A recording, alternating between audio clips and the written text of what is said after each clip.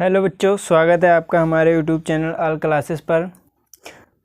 आज हम पढ़ेंगे चैप्टर नंबर 1 एक्सरसाइज मतलब प्रश्नावली 1.2। प्रश्नावली 1.2 हम पढ़ेंगे। तो 1.2 पढ़ने से पहले हम कुछ बेसिक चीज़ें जान लेते हैं। प्रमेय नंबर 1.2 पहले जान लेते हैं कि प्रमेय नंबर 1.2 होता क्या है। तो पहले जान लेते हैं प्रमेय नंबर 1.2। ठीक, ये जान लेते हैं होता क्या है हमारा। तो ये हमारा होता है, मान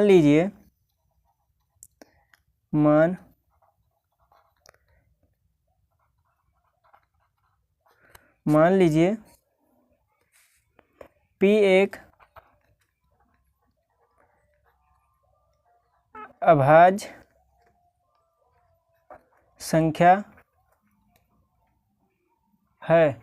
P एक क्या है? अभाज्य संख्या है। यदि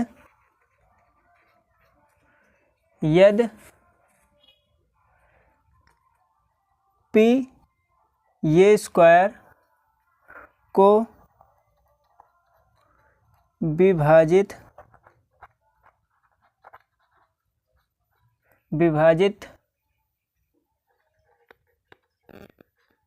करती है, ए विभाजित करती है, तो P ये को भी विभाजित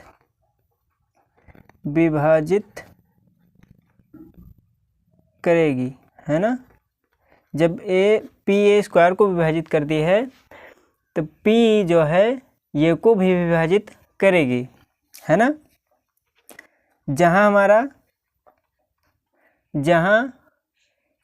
A एक धनात्मक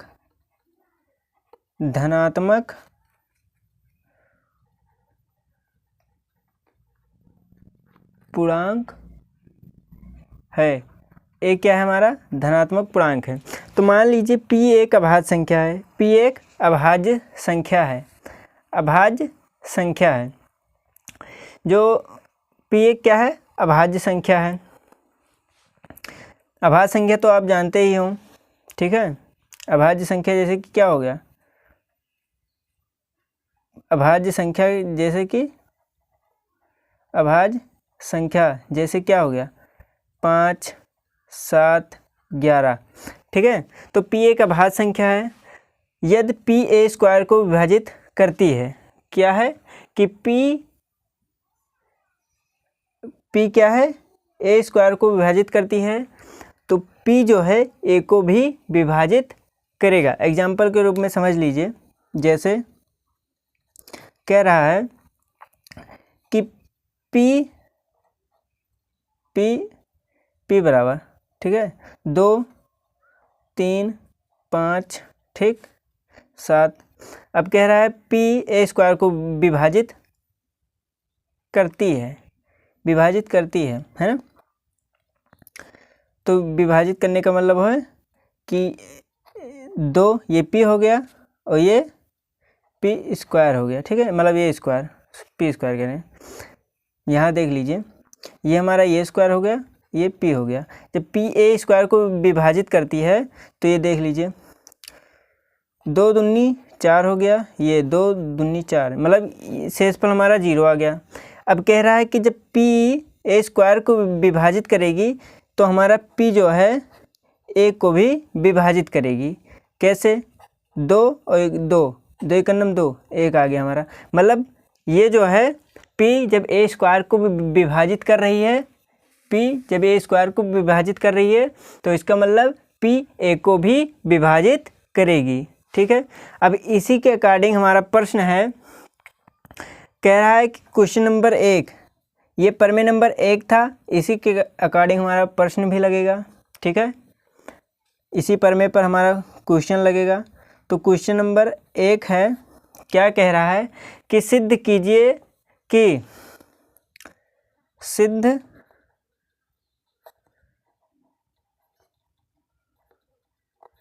कीजिए कि √5 एक अपरिमेय है, अपरिमेय संख्या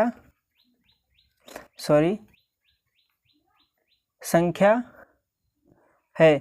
हमें सिद्ध क्या करना है कि √5 जो है एक अपरिमेय संख्या है। तो अब सॉल्यूशन देख लेते हैं। जब कह रहा है कि सिद्ध कीजिए √5 एक अपरिमेय संख्या है, ये साफ साफ कह रहा है √5 एक अपरिमेय संख्या है। तो हमें सबसे पहले मान लेना है, क्या मानना है कि √5 हमें मान लेना है, माना √5 एक परिमेय संख्या। हमें मान लेना है √5 एक परिमेय संख्या है।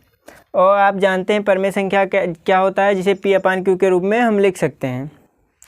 इसलिए जब हम परिमेय संख्या मान लिए, इसलिए √5 बराबर क्या हो जाएगा हमारा P/Q, मतलब ये अपान P लिख लो, ठीक, ये अपान B, जहाँ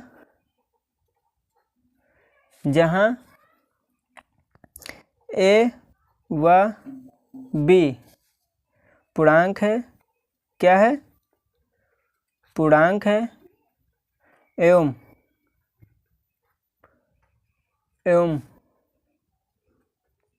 A व B में केवल एक क्या है, उभयनिष्ठ है। क्या है,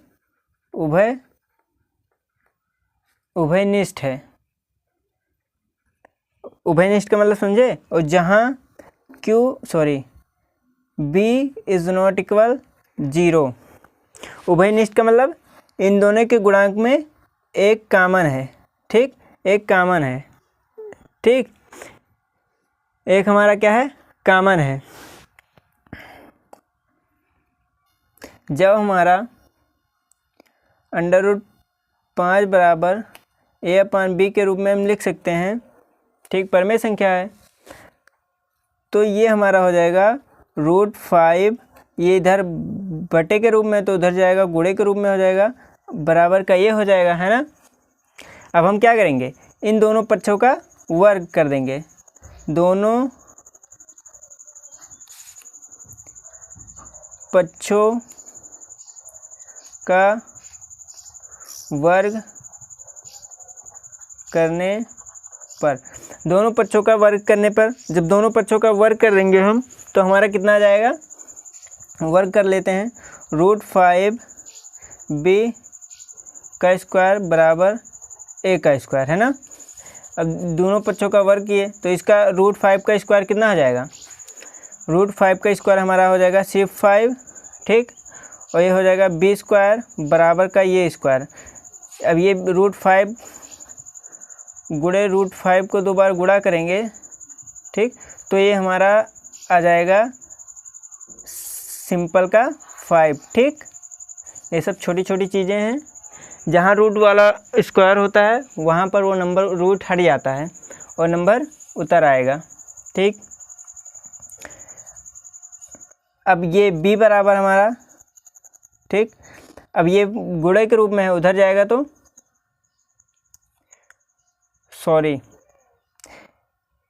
ये उधर नहीं जाएगा, हम इसे सिंपल थोड़ा इधर उधर कर देते हैं, ठीक। ये हमारा हो जाएगा ये स्क्वायर बराबर 5 × B स्क्वायर ना, यही तो। अब ये हमारा हो जाएगा समीकरण 1। क्या हो जाएगा, समीकरण 1। थोड़ा हम इधर उधर पलट दिए हैं, ठीक है, इनके बीच में तो आप जानते ही वैसे ही गुणा का निशान होता है। अब देखते हैं परिमेय नंबर 1, परिमेय नंबर जो हम बताए नहीं थे स्टार्टिंग में, वो देखते हैं। इसलिए परिमेय नंबर 1 से क्या है, जब A स्क्वायर ए स्क्वायर 5 से विभाज्य है, ए स्क्वायर 5 से क्या है, विभाज्य है, विभाज्य है या विभाजित है, ठीक, विभाजित होगा, इससे तो विभाजित हो ही जाएगा ना, ए स्क्वायर बराबर 5 आ रहा है हमारे गुणांक में, तो ए स्क्वायर 5 से विभाज्य होगा, तो क्या होगा, तो 5 से ये स्क्वायर भी विभाज्य होगा ना, विभाजित होगा, करेगी, 5 ए स्क्वायर को क्या करेगा, विभाजित करेगा, क्या करेगा, विभाजित, है ना, करेगा, विभाजित करेगा इसको। अब पर मैं 1.2 से, ये तो आप देख ही चुके हैं, जब ये स्क्वायर इसको विभाजित कर रहा है, मतलब विभाजित का मतलब पूर्ण रूप से काट रहा है ना, विभाजित करने का मतलब देखते हैं, इसलिए परिमेय 1.2 से 5 ए को विभाजित, ठीक, विभाजित करेगी, मतलब जब 5 ए को विभाजित करेगी, इसका मतलब क्या हो गया, ये बराबर हो गया 5 गुणे सी, जहाँ क्या है हमारा, जहाँ सी एक पूर्णांक है, सी एक क्या है, पूर्णांक है, जहाँ हमारा सी एक क्या है, पूर्णांक है। अब सी कैसे आ गया, यही तो सोच रहे होगे, विभाज्य होने का मतलब है विभाजित करेगी, मतलब है जैसे कि 4 12 को विभाजित करेगी, को विभाजित, ठीक है, विभाजित करेगी, यही तो हुआ, विभाजित करेगी मतलब 4, ठीक है, 12 को हम क्या लिख सकते हैं, 12 को हम लिख सकते हैं, 4 गुणे 3, मतलब ए तो हमारा है ही, ये ए हो गया और ये बी हो गया और ये हमारा क्या है, सी, मतलब एक संख्या और आ रही है, ठीक है, विभाजित करने का मतलब हो तीसरी संख्या भी आ रही है, और तीसरी संख्या हमारा क्या है, सी हमारा है, ठीक, तीसरी संख्या क्या है हमारा, सी है। अब ये का मान देख लेते हैं, इसे हम समीकरण दे देते हैं 2, ए बराबर 5 इंटू मतलब गुणे सी, ठीक है, इसे हम समीकरण दे देते हैं 2, समीकरण दे देते हैं 2। अब हम ए का मान समीकरण 1 में रख देंगे, ए का मान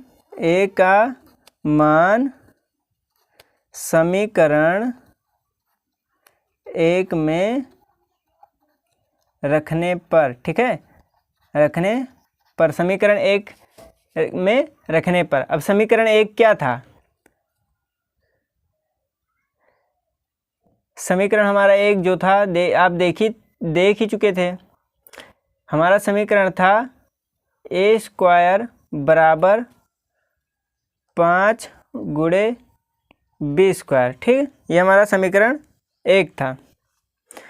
तो हम समीकरण 1 में रखने पर, ए का मान समीकरण 1 में रखने, अब ए का मान क्या आया है हमारा, 5 गुणे सी, ये हमारा आया है ए का मान, ठीक है। अब इसे हम सॉल्व कर देंगे, ये हमारा हो जाएगा 25 गुणे सी का स्क्वायर बराबर 5 गुणे बी का स्क्वायर, और 25 5 गुणे सी स्क्वायर बराबर बी स्क्वायर, ठीक है, यह हमारा समीकरण 3 हो जाएगा, बी स्क्वायर बराबर 5 गुणे सी स्क्वायर, ये हमारा समीकरण हो गया 3, ठीक। इसलिए 5 जो है बी स्क्वायर को विभाजित करेगी, 5 बी स्क्वायर को विभाजित करेगी, विभाजित करेगी, ठीक, को विभाजित करेगी। जब इसको विभाजित करेगी, इसलिए 5 बी स्क्वायर को विभाजित कर दी है, अतः 5 बी को भी विभाजित करेगी। आप तो पर में 1.2 जानते ही हो, ठीक है, उसमें आप अभी पढ़ा ही चुके हैं, को भी विभाजित करेगी। ये सवाल भैया ऐसे नहीं आएगा, इसको कम से कम 3-4 बार आपको रिपीट करना पड़ेगा, ठीक है। अब जब विभाजित करने का मतलब है कट जा रहा है, यही तो हुआ विभाजित करने का। हमारा कथन, अतः हमारा कथन, अतः हमारा कथन, हमारा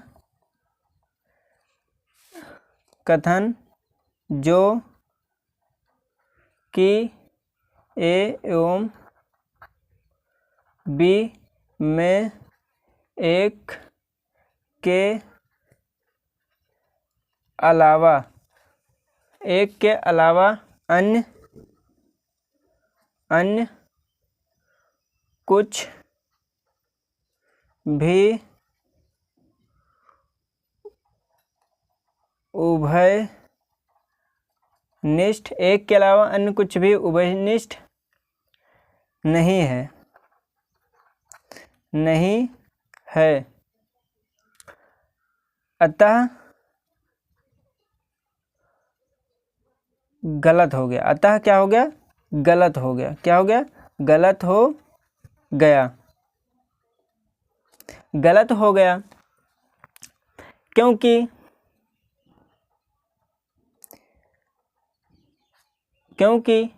पाँच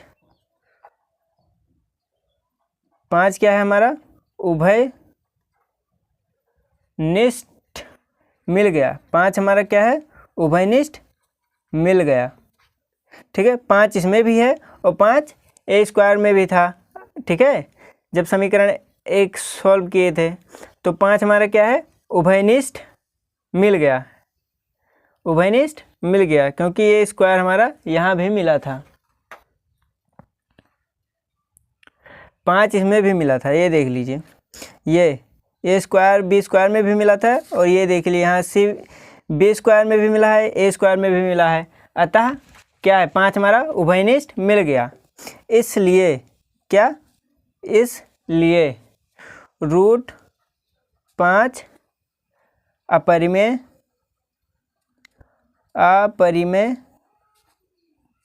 संख्या होगी, ठीक है। √5 क्या होगी? अपरिमेय संख्या होगी। हमारे कथन का क्या हो रहा है? हमारे कथन का क्या हो रहा है? विरोधाभास। हमारे कथन का क्या हो रहा है? विरोधाभास, मतलब इसका विरोध हो रहा है, ठीक। विरोधाभास हो गया। हमारे कथन का क्या हो गया? विरोधाभास। अब सेम भैया, अब ऐसे ही सेम क्वेश्चन भैया इन सब के आप लगा लेना, ऐसे ही एकदम सेम लगेंगे।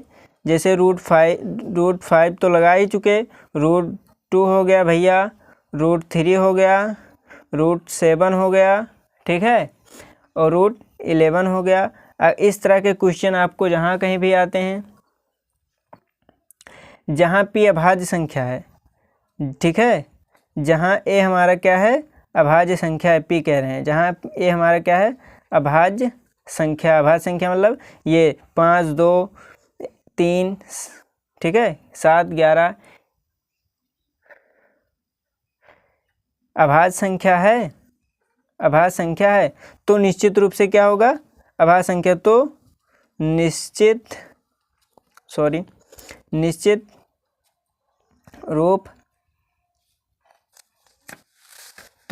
रूप से अभाज्य संख्या ही होगा, ठीक है, अभाज्य संख्या ही होगा।